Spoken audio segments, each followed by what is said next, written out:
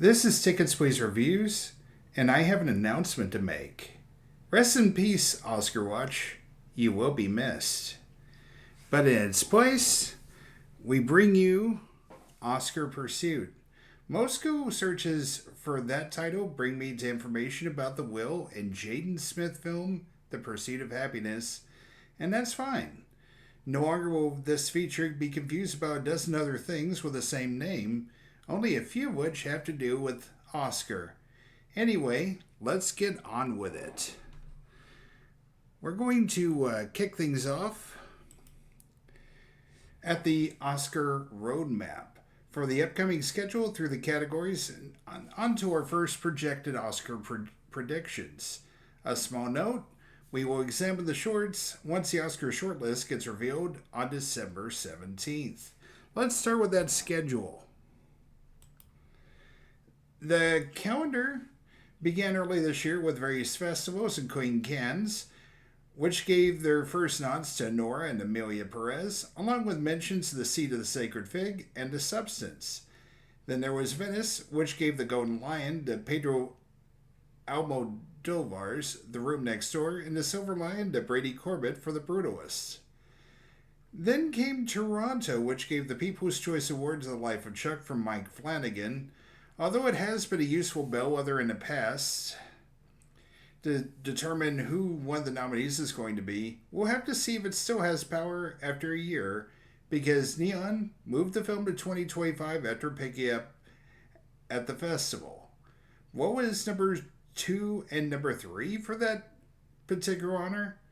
Emilia Perez and Anora. There has been a bunch of movement in the documentary branch, with the Critics' Choice Documentary Awards happening on Sunday, and that's included in my thing, and then the Independent Documentary Association reviewing its shortlist. Meanwhile, in the original song and score front, both the Grammy Awards and the Hollywood Music and Media Awards revealed their nominations recently. The date in the parentheses is when the ceremony itself takes place.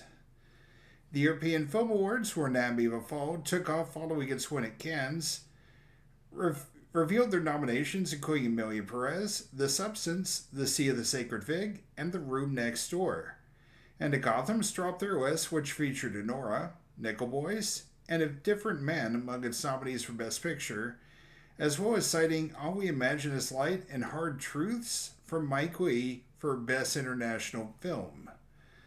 So let's take a look at the upcoming calendar. Some of these dates I brought up already, but there are a few to take note of. On November 17th, the Governor Awards are revealed, although it won't have any bearing on who wins an Oscar for prediction purposes, but it will reveal who will get the Irving Thalberg Award, among other things. Now, December 4th and 5th are important days to circle on your calendar because we'll get a good read on what might end up in the Best Picture lists as the National Board of Reviews drops their top 10 lists on the 4th and the AFI Awards does the same on the 5th. As a juror roll of the film ends up on both lists, go ahead and lock them in for a nomination. And finally, on December 9th, the Golden Globes reveals their nominations. Narratives will either continue to happen, or we might come across a twist or two. I think that covers all the possibilities. Anyway, for the real reason behind the list, it's time to take a look at all the categories beyond the shorts, of course, and I will tell you what I think the 10 best films in any category are right now. It's important to note that it's a snapshot of what is happening. There'll be plenty of time between now and January 8th to adjust things as necessary and come up with the official list of predictions. So let's kick things off in the parts of a film that you can hear, starting with original score. Outside my pick for Best Score and Young Woman in the Sea, all the top 10 films received at least one HMMA nomination. One film ended up with that and a Grammy nod. And that film, it's none other than Challengers, which manages to crash the top 5. The score, which is done by Trent Reznor and Atticus Ross, Ross of Nine Inch Nails fame is attempting to be their fourth Oscar nominee. They had actually won for 2010 The Social Network and 2020 Soul. Let's take a look here at the top five. The top five is going to be listed by what I think wins. In this case, I am predicting that the brutalist prevails. But there is a lot of time between now and when the Oscars are shown in early March for things to change. And I also do want to point out that Dune 2 is disqualified because too much of that score came from the original score of the Denis Villeneuve remake. Alright, next up we have Original Song. Much like score, most of the songs here have received a nomination from the HMMAs. The one exception on my list is Like a Bird from Sing Sing. One Emmy received a Grammy nomination, and that would be Luke Combs' Ain't No Love in Oklahoma. But let's take a look at the top five. I got two songs from Amelia Perez, with El Mal winning it in my projection. In between, we got the first mention of The Wild Robot for Kiss the Sky, and the latest entry from Diane Warren as she attempts to get her first real Oscar for The Journey. And if you're like, wait a minute, you got two songs from the same movie. I know, they did that last year with Barbie. Remember I'm Just Ken, or What Am I Made For? As for the latter choice, I went with Winter Coat, which is sung by Saoirse Ronan. Someone get her a musical. And as we conclude the audio proportions with Best Sound, it can be quiet or loud, but it must be effective. Just ask last year's winning film, The Zone of Interest. A healthy mix of both is on the docket for my top 10. From the hush whispers of Conclave as they look for the next pope to the sound and fury of Twisters and Furiosa, sound plays as big a part as what's on the screen itself. A pair of action films are my top two. Obviously, I went with Dune Part 2 prevailing here. You might be hearing that a lot. The other projected nominees include a war film and two musicals. Like I said, a mix of everything. This concludes the audio portions of the predictions for November. Now it's time for the visual categories of Oscar, starting with cinematography, which is the art and technology of motion picture photography, the sort of thing people talk over at every frame of painting, or at least they did. Anyway, my top 10 goes from the fields of war to a musical stretching from stage to screen, from the cloistered halls of a conclave to the gothic home of Dracula. And as for the top 5, once again, you got a mix of genuine Best Picture contenders with Maria, a Pablo Larraín look at the last days of Maria Callas, an extraordinary opera singer. And obviously I picked Dune Part 2 to win here as well. For costume design, voters tend to go with older costumes or more fantastical ones, like the one seen in last year's winner, Poor Things. Anyway, my top 10 features a pair of World War II set films, one in 19th century Germany and one set in the 1950s and 1960s, as well as one set in present day. But my projected winner for this category is Wicked. Other contenders include a couple action films, a biopic, and Beetlejuice, don't say his name one more time, or else he gets summoned. Anyway, it's proof positive that a sequel can be nominated, provided it is a quality picture. The next category is crucial if you want to be taken seriously as a Best Picture contender, and that would be film editing. Although there is a surprise in my top 10, namely challengers, I can't help but think that one shot featuring two players going at it over 1 point, featuring a multitude of close-ups and effects, is enough to keep it there. As you can see, we got some films that have already showed up and a couple yet to come. And let's take a look at the top 5. Most of the usual suspects end up winding up here. I do have Dune Part 2 winning again, but it's not so much who wins the category as it is just making the field. For makeup and hairstyling, I actually have Joker Full Adieu in the top 10. Just barely, and it might not even last till December. But I do need to bring this point up. It's possible that even though a film bombed on the big screen, it could still end up with an Oscar nomination or two. Although I do think any acting nominations have sailed on with the film becoming indeed a financial bust. And once again, it sounds like a broken record, but I have Dune Part 2 prevailing here. Although I could make a case for both Wicked or The Substance winning the Oscar instead. And let's not sell Beetlejuice short. The 1988 original film won the Oscar for makeup back then. Next up is production design, which focuses on the setting of films, particularly the homes and buildings. And yeah, just ask last year's winner, Poor Things. And surprise, surprise, I end up having Megalopolis in the top 10 here. Other than the fact that it flopped horribly on its budget, the best thing about the film is its set designs. You definitely felt like you were in a film that was classic yet modern at the same time. The remainder of the second 5 here are a mix of action horror films with big set pieces and more intimate ones with memorable settings. Looking at the top 5, you have a lot of the usual suspects here. A big screen musical, a war picture, a couple of blockbusters, action films, and then you got Best Picture contender The Brutalist, which only cost $5 million to make. But it's not a flaw. It can be a feature. Only the remake of Dune had a budget over $35 million, among the most recent 4 winners of this Oscar. Visual effects sometimes does have a tendency to surprise people. Like, for example, the winner of this film was Godzilla Minus Zero, which beat some films with way higher budgets. Anyway, let's start things off with the second tier. Most of these are blockbuster type films, as you expect. The last one is Blitz, which of course is more of a war movie. And looking at the top 5, more of the usual suspects.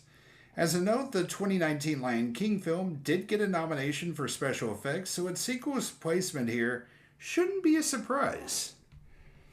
Now that segment is complete, next up is what I like to call the other best pictures, focusing on animation, documentaries, and international films. Let's start with animation. My second 5 focuses on films that are largely yet to be released. A spoiler not mentioned here could be that Christmas, which drops early December on Netflix. But Netflix's best hope did make my top 5. Disney, of course, could sneak in a second entry with Moana 2, what's proven to be a stronger year for that company than last year was. Now, as you can see, the race is largely between The Wild Robot and Inside Out 2, with the other 3 playing Spore. And as somebody that actually seen Inside Out 2, I would probably lean towards The Wild Robot winning the whole thing. And I also think that Memoir of a Snail probably is pretty safe making a cut as well. After that, it could be 2 of a half dozen films showing up in those final slots.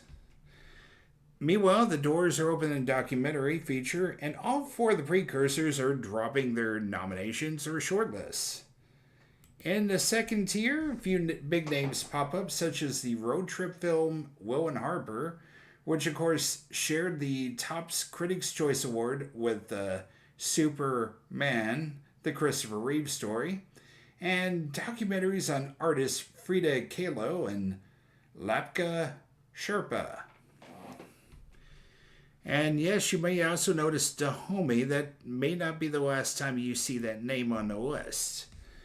But in the top 5, 3 films received nominations from all 3 4 precursors, and they're in my top 3. That would be Sugarcane, The Remarkable Life of Evelyn, and Daughters. The latter 2 are from Netflix. Although there is some talk they could grab a 3rd nomination, probably for Will and Harper or Sherpa. I do think what's going to end up happening is they're going to go a little bit more international with their final 2 picks, with The Black Box Diaries and No Other Land. Obviously, like I said, this is November, and these projections are early. So let's finish things up with the international field. You will notice that the second tier consists of films from Europe. I'm not 100% positive on how well that part's going to end up. Grand Tour did win the Director Award in Cannes, while Vermiglio did well with nominations from the EFAs, and Gotham. That one might be moving up the ranks for next month, depending on how well it does. Kneecap dominated the British Independent Picture Award nominations, and of course Flow is also a threat for Best Animated Film as well. Let's take a look at that top 5 though. The first 3 are in the mix for Best Picture, while Dahomey is a possibility for Best Documentary. Yeah, I called that back earlier. And 4 of the 5 did end up getting a nomination at the EFAs. The one that missed was actually I'm Still Here, which of course came from Brazil. And a quick note, China's entry, The Sinking of the Lisbon Maru, is disqualified by the Academy for having over half the dialogue in English. Apparently that's one of the few requirements.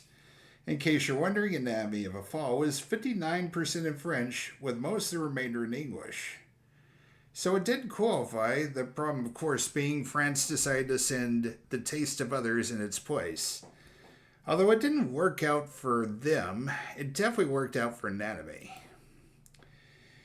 Alright, we're starting to hit past the halfway point as we transition over to the Screenplay Oscars. And let's begin with Adapted. For the screenplays, a parentheses by the film means that the director had a hand in writing it, which might come in handy as a tiebreaker of sorts. After all, they do tend to nominate screenplays that as sort of a consolation prize for the directors that don't make the cut in one way or another. Alright. As you can see in the second 5, 3 of the films were written or co-written by the director. The exceptions, of course, being I'm Still Here and Gladiator 2, as those directors felt confident enough to hand those scripts off to other people. We'll see if those decisions pay off in January, but let's go ahead and take a look at the top 5. The only film that didn't have its director write in the script is Conclave, which I have prevailing right now. But I can't help but think it could come in handy for if you're a director that's not going to win Best Picture or Best Director, that, hey, you could at least get screenplay as some sort of consolation prize or so. Last year, this was the sole win for American Fiction, so I do think some shuffling will be in play by the time we reach the nomination stage. Let's move over to the original screenplay. I can't help but think this category is stacked. Baby Girl, His Three Daughters, and Saturday Night couldn't crack the top 10. How crazy is that? Outside of Luca Guadagnino's Challengers, the second 5 also have films with the directors having some input in screenplay. Meanwhile, the top 5, all of them feature the director in some writing capacity. Although I do have Brady Corbett's The Brutalist winning, I could see scenarios where the substance or the seed of the sacred fig prevails. So it's one of those things I would definitely try to stay tuned until January. Alright, now we're in the home stretch as we start looking at the Big 6 awards. We're going to start with the acting branch. The parentheses next to name and film shows where I ranked him in October. Yes, I considered doing an October video. Is that wild? Anyway, let's start with Best Actress. Looking at the next five, I'm going to argue that it feels a little bit thin right now, although there is time to change that. Outside of Taurus, each of these contenders have been nominated for at least one Oscar, with both Swindon and Kidman having won before. Meanwhile, at the top five, we got ourselves a nice mix of veteran actors and relative newcomers competing for the grand prize. I do have Mikey Madison from Anora winning right now, in agreement with a lot of Oscar experts. The next two spots feature Angelina Jolie in the titular role of Maria Callas and Carla Sofia Gascon, who would make history as the first openly transgender actress to be nominated. She's already made history in Cannes, winning Best Actress. After that, we got veteran actress Demi Moore making a comeback with her first Oscar nomination, if my projection holds, and Marianne Jean-Baptiste, who would get her second nomination nearly 3 decades after her first in Secrets and Lies back in 1996. As for Best Actor, my second five largely fields actors who have yet to be nominated for an Academy Award. The one exception here is Paul Mescal, who made the Best Actor field in 2023 for After Sun. And yes, that's former Bond actor Daniel Craig in the mix. If he gets a nomination for Queer, it would mark the second James Bond actor to be nominated for an Academy Award.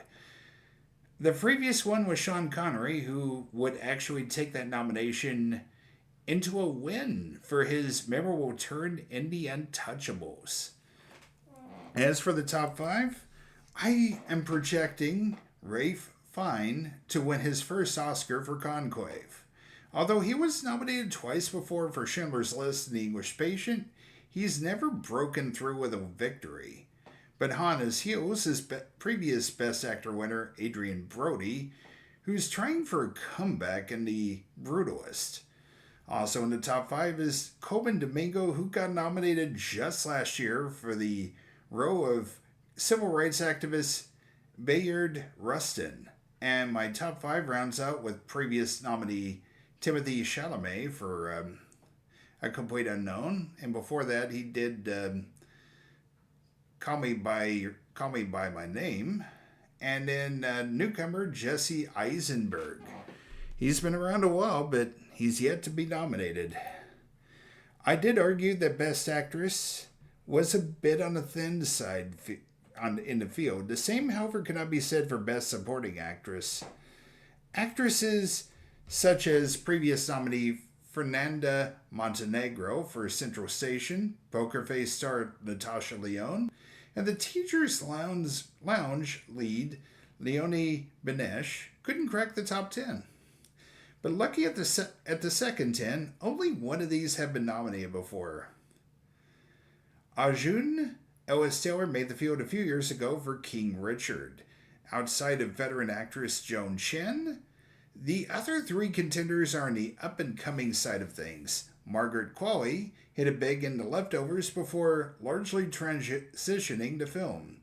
She was in Poor Things and Once Upon a Time in Hollywood, among other films. Selena Gomez gave Hollywood a shot, but outside of Spring Breakers, it looked like she might have peaked with the Wizards of Waverly Place until she started working with Steve Martin and Martin Short in Only Murders in the Building, and then of course she ended up getting chosen to do Emilia Perez. Meanwhile, Ariana Grande came of age with Victorian Salmon Cat. Although her music career was doing well, she still acted in Hairspray Live and Don't Look Up before being cast as Galinda in Wicked.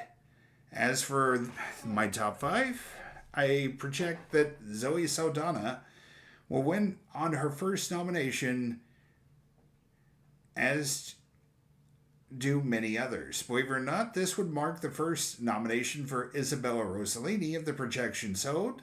Her mother, Ingrid Bergman, would win 3 Oscars and 7 nominations. Felicity Jones would get her second nomination. Her first came in 2015 with The Theory of Everything, acting opposite Oscar winner Eddie Redmayne. Daniel Denwauer was one of those people who was hosed by the last man emergence of Andrea Riseborough in 2023, as well as the category flipping Michelle Williams. Although Till didn't break her through, but maybe the piano lesson will. It sure didn't help. It sure didn't hurt Viola Davis and late Chadwick Boseman, who won Oscar nominations for their work on Ma Rainey's Black Bottom. If Saoirse Ronan gets a nod for Blitz, this would mark her fifth nomination as either lead or supporting, but she's yet to break through with a victory. Speaking of stack, the same thing can be said of Best Supporting Actor. Once I was done my top 10, I still had John Lithgow, John Turturro, and Peter Sarsgaard on the outside looking in. In my next five, I ended up having to make room for Yura Borisov from Anora. He won the Russian equivalent of an Oscar in 2020 for his lead role in AK-47, and his role as a quiet bodyguard in Anora is winning raves, including a Gotham nomination. Other than the top two, the other Gotham nominees include Clarence Macklin from Sing Sing and previous Oscar nominee Brian Tyree Henry. Jeremy Strong had been acting steadily in films, but it was his turn in Succession that took his career to another level. He plays Roy Cohn in The Apprentice. As for previous Oscar winner Edward Norton, he plays early Bob Dylan adopter and folk singer Pete Seeger, until they start to fall out over Dylan's use of electric amplifiers in the Newport Folk Festival. As for the top five, I'm projecting that Succession Emmy winner Kieran Culkin, yes, McCoy's younger brother, looks on track to win an Oscar for his turn in A Real Pain. Unless, of course, first-time nominee and veteran Australian actor Guy Pearce gets her for The Brutalist. In one of his last roles before retiring, Denzel Washington tries to get a third Oscar as the villain in Gladiator 2. And the field is rounded out by a pair of one-time Oscar nominees. Stanley Tucci was nominated in 2009 for The Lovely Bones, while Samuel L. Jackson received a sole nomination way back in 1995 for Pulp Fiction. And we are almost done. We are down to 2 Oscars now. We will start with director. And I have a few names that didn't make my cut here, namely Tim Philbaum for September 5th, Ramel Ross for The Nickel Boys, Greg Quidar for Sing Sing, and Coralie Fargette for The Substance, although I do have the latter two getting nominations for their screenplays. The second 5 in director is largely a mix of people who get Best Picture nods but can't break through. The big exception here is Payal Kapadia, whose film All We Imagine Is Light was passed over for India's international entry. They went with Lapadia girls, I believe. Lapadia ladies. But with a Grand Prix award from Cannes, as well as a Gotham nomination, could we be looking at this year's Anatomy of a Fall? As for the top 5, the name Mohammad Rasulullah stands out. He had to sneak his film The Seed of the Sacred Fig out of Iran while traveling from village to village for various crimes against the ruling regime. It's a fascinating story to be sure. I do have Sean Baker of Anora prevailing here. This would mark his first Oscar nomination. Another Oscar newbie is right behind him in Brady Corbett. In fact, the only one who has received a nomination in my projected field is Edward Berger, who won for International Feature for his remake of All Quiet on the Western Front from a couple years ago. Now on to the final award. Best Picture. Unlike the others, I'm going to show you my top 15. Let's start with the 5 I think are out for now. I do have a couple films here that were my October field but fell out for various reasons. A Complete Unknown and Nickel Boys could both factor into the top 10 depending on how things go. The one complete newcomer here is The Substance, which has gotten raves in other fields of the Academy. Why not Best Picture as well? Now let's take a look at the second 5, the films that may or may not make it in the final field. My 2 new entries for November are Real Pain and Wicked. I got the POS and Gladiator 2 on the rise, and Blitz dropping 1 spot. I kind of think when it comes to the Best Picture winner, it's supposed to send a message to the world. That's why I switched from Anora to The Brutalist, which explores America with a fresh pair of eyes as a pair of Jewish immigrants pursue the American dream of success and a better life. The other 3 films in the final 5 also dropped down 1 notch. Do keep in mind that it is an early projection and not an actual prediction. That will probably come in late December, early January at the latest. So let's take a look at what films, how the films would do in my November projection of the Oscars. The most nominated film is Emilia Perez with 11 nods, and I have them winning 3 times. The Brutalist is next in line with 10 nominations, and they win 3 Oscars as well. I got Dune Part 2 winning the most Oscars in the March ceremony with 6, making the most of its 8 nominations. Meanwhile, Gladiator 2 leaves empty-handed with its 8 nominations. And as you can see, the other 5 other films with at least 5 nominations are there as well. Alright, that will conclude this video. Odds are good that I'll do a reaction on December 5th with the AFI and NRB Top 10, just before dropping my December projections in or around the 10th or so, hopefully just after the Globe nominations. Be sure to subscribe and spread the word. This is Tickets Please Reviews, and the booth is now closed.